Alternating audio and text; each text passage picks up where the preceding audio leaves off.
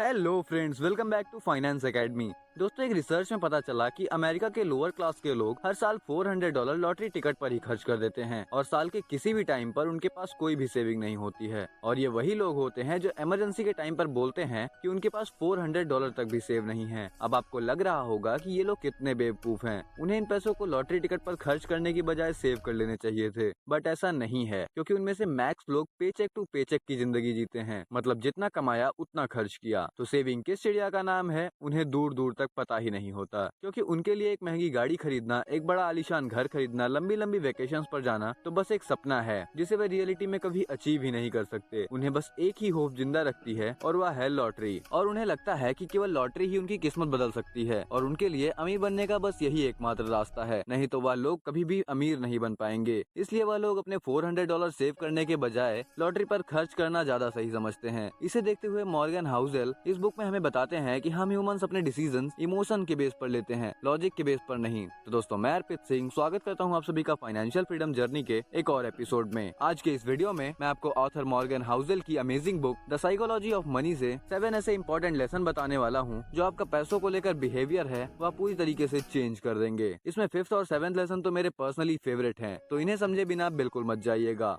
Lesson number 1, being rich versus being wealthy. Author बोलते हैं कि अमीर होने और वेल्दी होने में एक बहुत ही बड़ा डिफरेंस है। जब भी हम किसी इंसान को देखते हैं तो हमें सिर्फ उसकी अमीरी दिखाई देती है। एग्जाम्पल के लिए, अगर आप किसी इंसान को बहुत ही महंगी गाड़ी चलाते हुए देखते हो तो आपके मुंह से निकलता है, अरे वाह कितनी महंगी गाड़ी है, कितना अमीर इंसान होगा।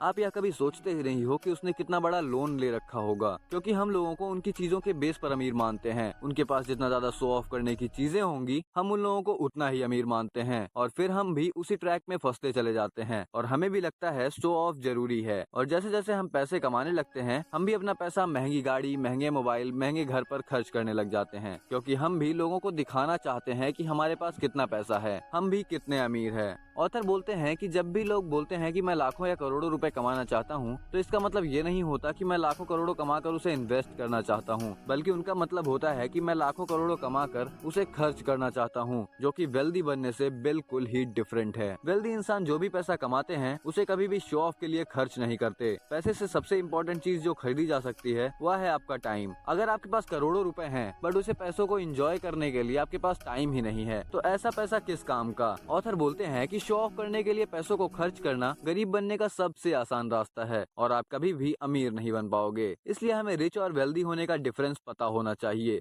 लेसन नंबर 2, पे द प्राइस। आज के टाइम पर कुछ भी फ्री नहीं है, हर चीज की अपनी कीमत है। मान लो कि आपको अपनी गर्लफ्रेंड के लिए एक मोबाइल खरीदना है जिसकी कीमत 1 लाख रुपए है, तो आपको प्राइस तो पे करना ही पड़ेगा और आप करोगे भी। बट लोग वेल्दी बनने का प्राइस पे करना ही नहीं चाहते, उन्हें तो सब फ्री में चाहिए। ऑथर बोलते हैं कि जब लोग स्टॉक मार्केट में इन्वेस्ट करते हैं तो जैसे ही मार्केट में फ्लक्चुएशन होता है तो वो डरने लगते हैं, वो अपने इमोशंस को कंट्रोल नहीं कर पाते और मार्केट नीचे जाने पर वो अपने सारे स्टॉक्स बेच देते हैं और लॉस से ही मार्केट से बाहर निकल आते हैं। इसलिए ऑथर बोलते हैं कोई भी चीज फ्री नहीं है, हमें उसके लिए प्राइस पे करनी पड़ती है। अगर हम स्टॉक मार्केट में अच्छा रिटर्न चाहते हैं तो हमें मार्केट की वॉलेटिलिटी को एक्सेप्ट करना होगा और जो लोग इस अनसर्टेनिटी का प्राइस पे करते हैं उन्हें सबसे ज्यादा फायदा मिलता है। Lesson number 3, controlling your time. Morgan Housel बोलते हैं कि हमारा अल्टीमेट गोल पैसा नहीं, जबकि टाइम पर कंट्रोल पाना है। हमने यहाँ तो काफी बार सुना है कि पैसा आपको सब कुछ नहीं दे सकता, लेकिन जो सबसे इम्पोर्टेंट चीज जो पैसा दे सकता है वह है आपके टाइम पर आपका कंट्रोल, क्योंकि जिंदगी का अल्टीमेट गोल फ्रीडम है और यह पैसा आपको आजादी दे सकता है कि आप लाइफ में उन सारी चीजों को कर पाएं जो आप हमेशा से करना चाहते थे। क्योंकि जो इंसान पैसों से अपने टाइम को कंट्रोल कर सकता है वही सबसे वेल्दी इंसान है। अब उसे पैसा कमाने के लिए काम करने की जरूरत नहीं है, अब वो अपने पैशन को फॉलो कर सकता है। अब वह जहाँ चाहे, जिसके साथ चाहे, जिस जगह चाहे अपनी लाइफ को एंजॉय कर सकता है और यही पैसे की सबसे बड़ी इंट्रिंसिक वैल्यू है। Lesson number 4, what is enough. Author बोलते हैं कि हो सकता है कि आप लाइफ में बहुत अच्छा खासा पैसा कमाने लग जाओ, आपके पास वह सब कुछ होगा जो आप चाहते हो, बट आपको पता होना चाहिए कि आपके लिए एनफ क्या है। आपको पता होना चाहिए कि आपको रुकना कब है, नहीं तो बस ट्रेडमिल पर आप भागते ही रहोगे। आज आपका कंपटीशन आपके पड़ोसी के साथ है तो कल आपके बॉस के साथ होगा और आप कभी भी खुश नहीं रह पाओगे। आप आपको हमेशा यह लगता रहेगा कि आपके पास जितना पैसा है वह कम है। यहाँ पर ऑथर का यह कहना है कि एनफ का मतलब ये नहीं है कि आप बहुत ही कम पैसों में सरवाइव करने लग जाओ, अपनी इच्छाओं को ही मार दो। एनफ का मतलब है कि आपको पता होना चाहिए कि आपको कितना पैसा कमाकर किस सिचुएशन में आके आपको रुक जाना है। आपको यह पता होना चाहिए कि क्या उस गोल को अचीव करने के बाद आप चैन की नींद सो पाओगे या नहीं। और जब आप एक्चुअल में बैठकर काउंट करोगे कि आपको लाइफ जीने के लिए कितना पैसा चाहिए, जिसमें आपको सारे खर्च निकल जाएंगे, आपके बच्चों का फ्यूचर सिक्योर हो सके और इमरजेंसी के लिए आपके पास पैसे होने चाहिए, तो यह सब जो आप कैलकुलेट करोगे तो आपको पता चलेगा कि आपको असल में इतना पैसा चाहिए ही नहीं होता है। आप बिना मतलब ही रातों की नींद खराब कर रहे हो। आप आसानी से फ्रीडम को एंजॉय कर सकते हो।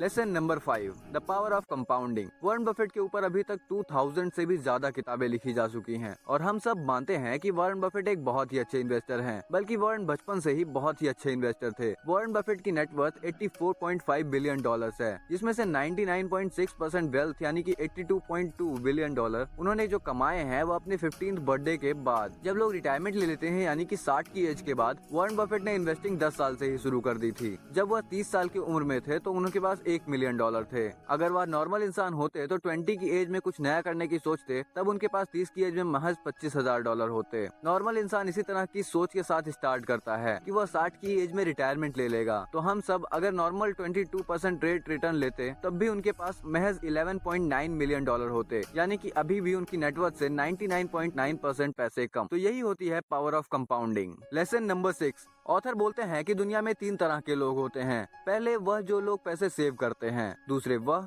जो सोचते हैं कि पैसा सेव नहीं कर सकते हैं क्योंकि उनके एक्सपेंसेस बहुत ज्यादा हैं, और तीसरे वह लोग होते हैं जो पैसा सेव करने की जरूरत ही नहीं समझते हैं। आई एम श्योर कि आप तीसरी कैटेगरी में नहीं आते होंगे। ऑथर बोलते हैं कि अगर आप अमीर बनना चाहते हो तो इस बात पर बहुत कम डिपेंड करता है कि आप कितना कमाते हो और आपके इन्वेस्टमेंट रूल्स क्या हैं, बल्कि आप कितना ज्यादा कमाते हो और कितनी जल्दी सेविंग स्टार्ट करते हो, इस बात पर बहुत ही ज्यादा डिपेंड करता है। बचपन से हम सुनते आ रहे हैं कि सेविंग करना बहुत ही ज्यादा इम्पोर्टेंट है, यानी कि आपके इनकम को अगर एक्सपेंसेस से निकाल देंगे तो जो बचेगा वही आपकी सेविंग होगी। बट ऑथर हमें एक्सपेंसेस की जगह ईगो का यूज ना करने के लिए बोलते हैं। मतलब कि जो आपकी नीड्स हैं वो आपकी एक्चुअल एक्सपेंसेस हैं। इसके अलावा जिस चीज पर आप पैसा खर्च करते हो, जैसे कि आईफोन, ब्रांडेड कपड़े, ब्रांडेड जूते, ये सब आपको ईगो को सेटिस्फाई करते हैं और at the end of month आपके पास कुछ भी नहीं बचता है और आपका एक ही जवाब होता है, यार मुझसे तो सेविंग होती ही नहीं है। इसलिए अगर आपको अपनी फाइनेंशियल लाइफ का कंट्रोल चाहिए तो आपको पैसे सेव करने पर ध्यान देना होगा। Lesson number 7, decide your goal. Investment का सबसे मुश्किल और इम्पोर्टेंट काम यही है कि अपने गोल को डिसाइड कैसे किया जाए। जैसे कि हमारी ख्वाहिशें कभी खत्म ही नहीं हो सकती, उसी तरह अगर आपको पता ही नहीं है कि आपका गोल क्या है, आपको आखिर में कितने पैसे चाहिए, तो आप बस चलते ही जाओगे क्योंकि आपको पता ही नहीं है कि रुकना कहाँ पर है। अगर आपको अच्छा रिटर्न मिल भी जाता है, फिर अगले दिन आप वापस सोचते हो कि मुझे और अच्छा रिटर्न चाहिए, तो आप कभी भी रुक नहीं पाओगे क्योंकि आपने अभी तक अपना इन्वेस्टमेंट गोल ही डिसाइड नहीं किया है। और आप लाइफ में रिस्क लेने लग जाओगे क्योंकि आपको पता ही नहीं है कि आपको रुकना कब है। और ऑथर इस बुक में एक बहुत ही अच्छी बात बोलते हैं कि जिन चीजों की आपको जरूरत नहीं है, उन चीजों के लिए अपनी जरूरत की चीजों को दांव मत लगाओ, नहीं तो आप हमेशा दौड़ते ही रह जाओगे। दोस्तों, याद है 7 important lesson psychology of money से मॉर्गन हाउसेल के द्वारा। तो दोस्तों, आई होप कि यह वीडियो आपको पसंद आई होगी। अगर वीडियो पसंद आई तो अपने दोस्तों और फैमिली मेंबर्स के साथ शेयर जरूर कीजिएगा और कुछ नया सीखने को मिला हो तो इस चैनल को सब्सक्राइब जरूर कीजिएगा। मिलते हैं आपसे नेक्स्ट वीडियो में, तब तक के लिए ऑल द बेस्ट।